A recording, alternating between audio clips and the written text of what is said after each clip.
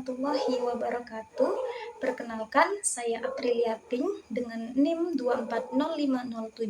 24050760009 dari Program Studi Pendidikan Bahasa dan Sastra Indonesia. Kali ini saya akan membahas tentang mata kuliah folklor dan akan menjawab beberapa pertanyaan, mulai dari pengertian folklor, sejarah folklor di Indonesia, dan jenis-jenis folklor. Baik, langsung saja pada pertanyaan pertama.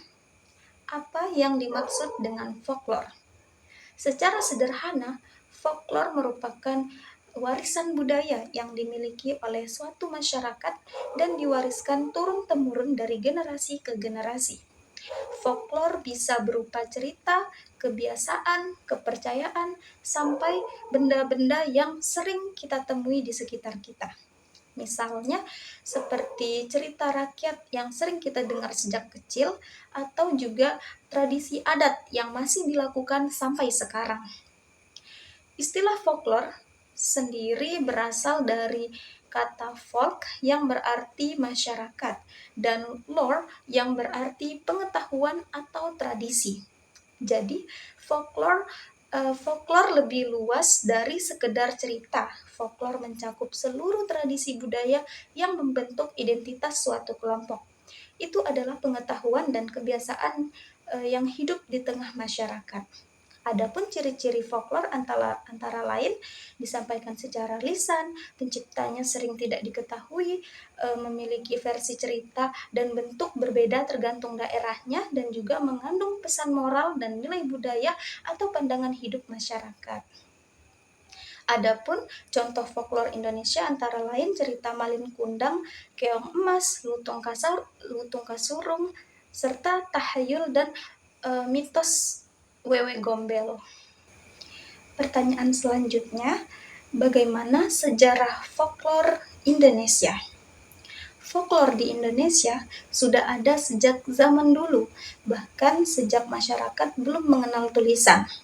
Pada masa itu, pengetahuan sejarah, kepercayaan, dan nilai sosial disebarkan lewat cerita yang diceritakan dari generasi ke generasi atau disebut oral tradition.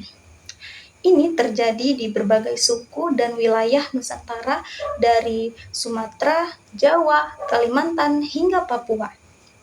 Dulu, orang-orang menyampaikan cerita dan nilai kehidupan lewat cerita lisan, seperti dongeng, mitos, dan juga legenda. Cerita-cerita ini biasanya diceritakan dari orang tua ke anak atau dari satu generasi ke generasi berikutnya.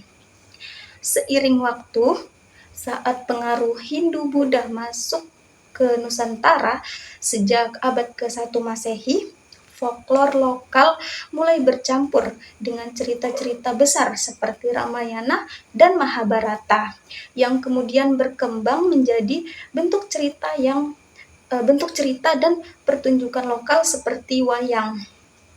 Kemudian pada masa penjajahan Belanda, saklar mulai diteliti.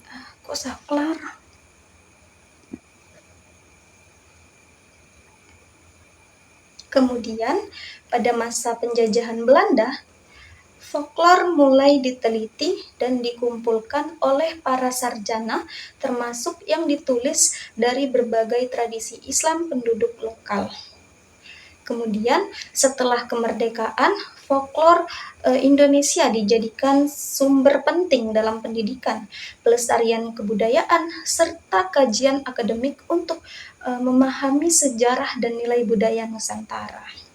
Secara singkat, folklor Indonesia lahir dari kebiasaan bercerita lintas generasi, kemudian berkembang seiring dengan masuknya agama, budaya luar, dan usaha pendokumentasian pada masa modern.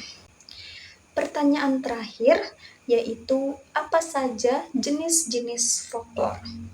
Menurut ahli folklor Jan Harold Brandven yang sering dikutip dalam kajian folklor dibagi menjadi 3 kategori utama berdasarkan bentuk dan cara penyebarannya. Yang pertama adalah folklor lisan.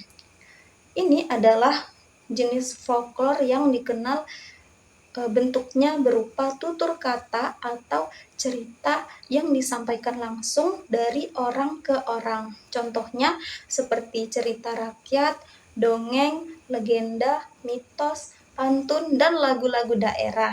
Misalnya cerita Malin Kundang dari Minangkabau yang mengajarkan kita untuk menghormati orang tua.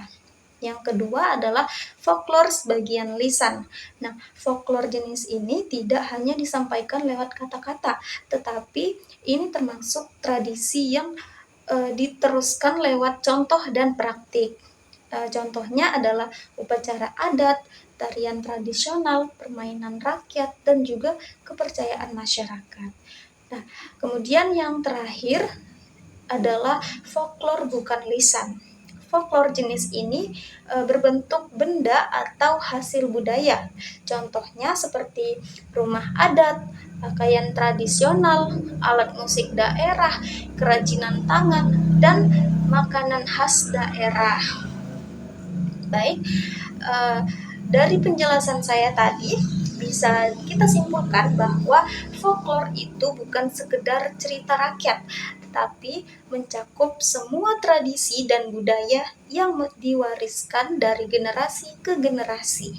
Adapun folklore ini membantu kita untuk memahami nilai sejarah dan cara hidup masyarakat Indonesia.